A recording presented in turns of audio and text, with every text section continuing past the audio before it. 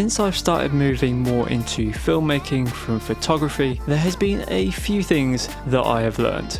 During this short time, I have filmed a short film called Why the Mountains. I have filmed my first car event at Capello Versus, as well as multiple YouTube videos. It's honestly been a challenge sticking to this weekly schedule and learning a bunch of new skills, but I've also loved every second of it. So in this video, I'm going to talk to you about 3 main things that I've come to learn and realize when filming these bigger projects. So let's get into this.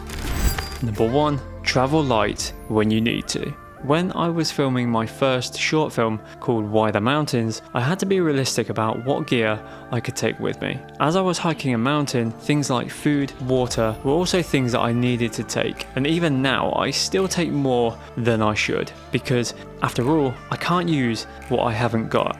At the same time, it's important to know what you can and can't handle, especially if your projects include hiking mountains. Safety first. And in fact, when I went to film the video at Horsehead Rock here on the south coast, I did just that, and I took less gear than I have ever had. Number 2, allow plenty of time. It's important to get to your location in plenty of time to set up. Things will always go wrong, whether it be that your gimbal won't balance properly or you forget a certain bit of gear that you need, like batteries or memory cards. This happens to everyone, me included. While this certainly doesn't always apply, arriving early leaves the option available to then be able to go back and pick up anything else that you may need. Obviously, this only applies if you're not too far away and can get there and back in plenty of time. I always try to arrive at a location about an hour before so that I have enough time to set everything up and be ready to go. And especially if you're working with a client, this will prevent any awkward waiting around. Number 3, it's easy to get overwhelmed.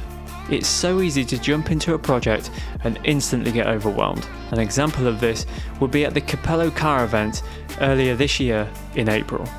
As part of the media pass, we had early access to the event before it got flooded by the crowds. However, we only had about an hour with 30 minutes on each day, both for Saturday and Sunday. This meant that we had to be quick and efficient with our time. This is why it's always important to go in with a plan, especially if you know you're going to be low on time. Know what you want to shoot. You can do this by essentially building out a shot list beforehand. For example, I knew what cars I wanted to film and the types of shots that I wanted to go for before I even entered the halls. This will be so beneficial for you, whether you're filming a car event or a short film.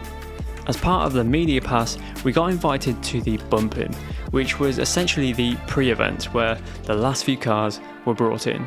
And I used this event to build a very basic shot list, which would have worked better if they didn't move the cars around after. Yeah.